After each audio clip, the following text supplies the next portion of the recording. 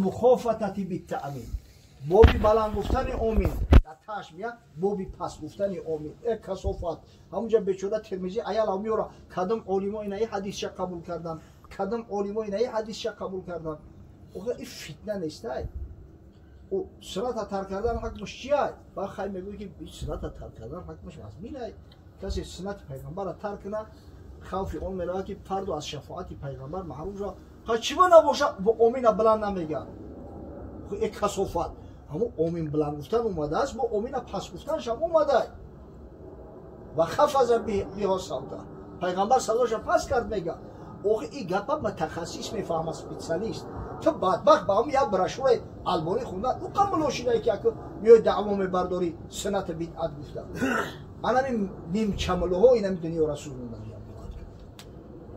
اگر اون متخصص باشه اینطوری دیوانگی نمیشه برای این وقتی که مسئله سنت دیگر پرسیدن شما بگن که سنت اتفاقی این حکم درباره سنت های اتفاقی میره که اختلاف نیست در اونها سنت ها هستن که مثلا ظاهر شو و هم دیگر تعارض دارن مثلا یک صحابی یکی روایت کرده صحابی دیگه یکی روایت کرده است اوش هم شاگرد داره ایش هم شاگرد داره شاگردای اوش قولی صحابی را گرفتن شاگردای قولی صحابی را گرفتن همین اختلافی که در مذاهب پیدا شده است خود به خود پیدا شده نیست که ای همیشه سرچشمه میگیره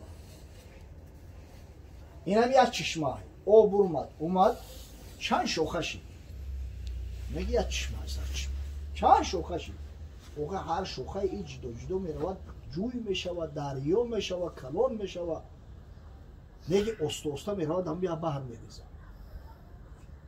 اما میشود بگوی که یا دو سرکی زدم در این دریا و پریدم او دریا رفتم او تبت کنم نمیشود اینطوری این دریاش دیگه های او دریاش دیگه های مجروی این دریا دیگه های مجروی او دریا دیگه های برای همین تقلید کردن مذهبی خود در کلت وجیب های اما دریا در که درمدی تو آخر چبره دیگه این مسئله را ما اینجا میگیرم ای دریا یا مشت میگیرم ای دریا یا ستیل میگیرم این یک روسیوهی و یا شیطنت های بعد که در مجموع میبینی همه دریا رای خونه تو این کار میکنن یگان چه قبول ندارن کسی که همین نسبت مذهبی خودش همین خیلی خنق نظری میکنه آخر الامر انمو حق شریعت ای گردنش میگیره دور میکنه دیگه او با شریعت عمل نمیکنه به هوای نفسشو به همون فکر اندیشه خودش عمل میکنه خونه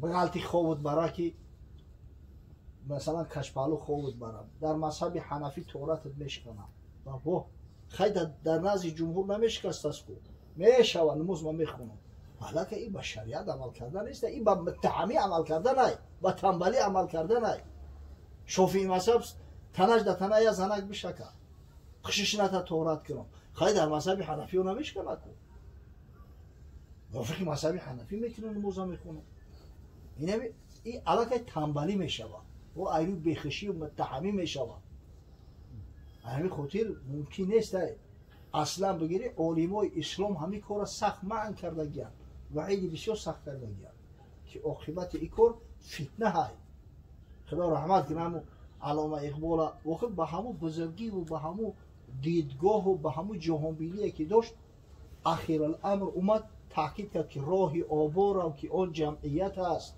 معنی تقلید ضبط امت است اجتهادا در زمان انحطاط قوم رو در همه پیچد بساد مشته در سرت بگی که این اجتهاد این علمای این کثافتی در اومده که دعوای مجتهدی میکنن اینا یا برای مردم سرگردان میکنن پاهاشون اینطوری در جوگا میپیچونن اخیر میغلطونن شونا ز اجتهاد عالمان کم نظر اقتدا بر رفتگان محفوظ تر از این علمای کم نظری تنگ نظری جاهله به همون گذشته ها و به بزرگا اقتدا کردن محفوظ تر برای چی؟ فکرشان ریست همه باریکتر ورعشان با مصطفی نزدیکتر اون مردک ها اندیشه شو دیگه بود از خدا میترسیدن هر کاری را میکردن به خاطر الله میکردن پرهیزگاری و تقواشو به زمان پیغمبر صلی الله علیه و سلم خیلی نزدیک بود مثل این ابله‌ها نبودن که دنیا را بسوزونن به خاطر یک وظیفه و منصب شده اون مردم دیگه مردم بدن بازم پریستویت کردن میشه که یک شخص به خاطر آنکه قاضی نشود با چی قاضی القضات شلاق مشت لغت زندان به کله بگیره و قاضی نشود. اوی در نظر ما را افسانه میتوه دیگه. ما دیگه مردمیم.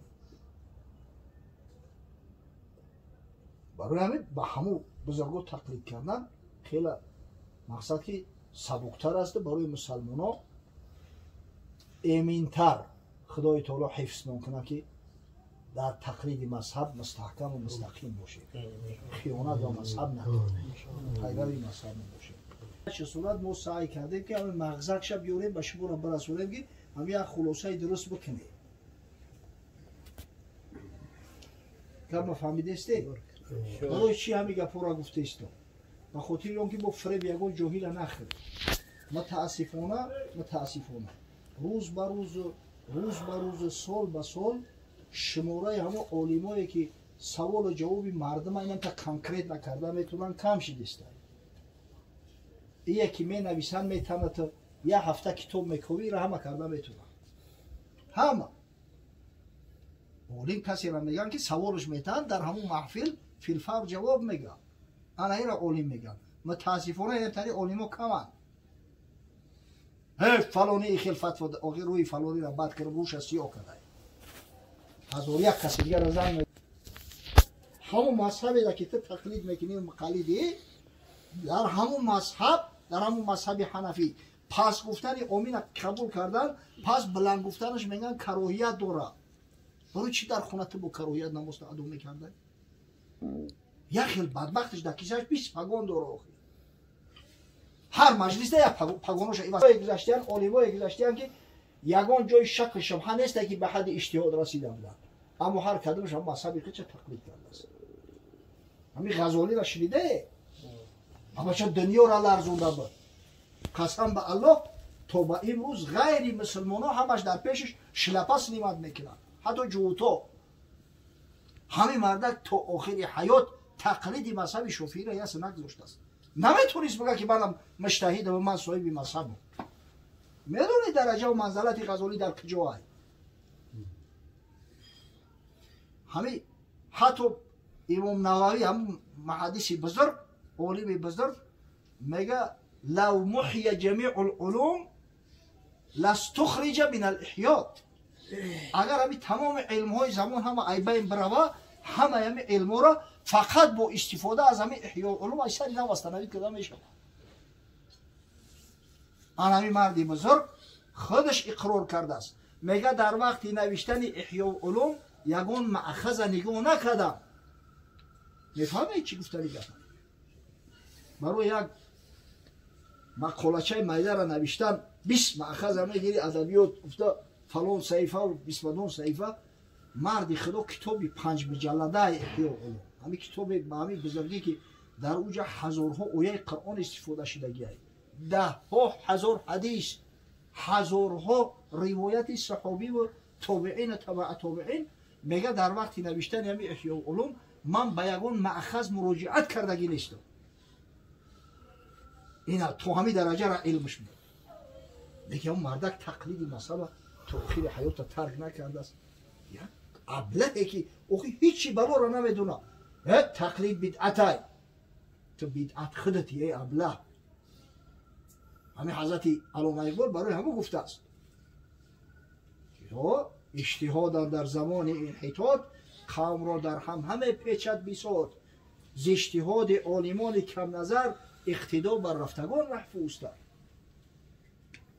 امام بیهقی حدیث های بیهقی را میگن. آقای بیهقی شاید که اون 50-60 کتاب نوشته گه فقط در موضوع حدیث. یکی از محدث های بزرگ اسلام حساب میکنه. تا آخر حیات مقلد پیروی مذهب امام شافعی بود. خیانت نکرد. بیهقی چنین بدبختو عقل نداشت. اینا در همین عصر زمان خود از برای خدا یک عالم بزرگ زندگی میکنه، محمد تقی عثمانی، مفتی تقی عثمانی. واقعا عالمای بزرگ میگن که ما در همین تعجب میکنیم که چقدر تا حاضر تقلید مذهب میکردن باشه. در دنیا در عالم اسلام فقیه‌تر از همین آدم کسی نیست. نه فقط در مذهب حنفی، در عالم اسلام از همین مفتی تقی عثمانی فقیه‌تر کسی نیست. نه که او حضرت دیده که مقلدی مذهب امام اعظم ابو حنیفه بالای چشم سر را مذهب گذاشته است از مذهبش دفاع میکنه. واقعا برای آدمای با عقل همین کفایه است. همین کسی عقلک شده میخ چپرک تاق چپرک اخیر رهگم میزنه. ای پیرهد ای پیره پریدی، ای پیرهد ای پیره پریدی اخیر رو سیو رهگم میکنه میره. خدا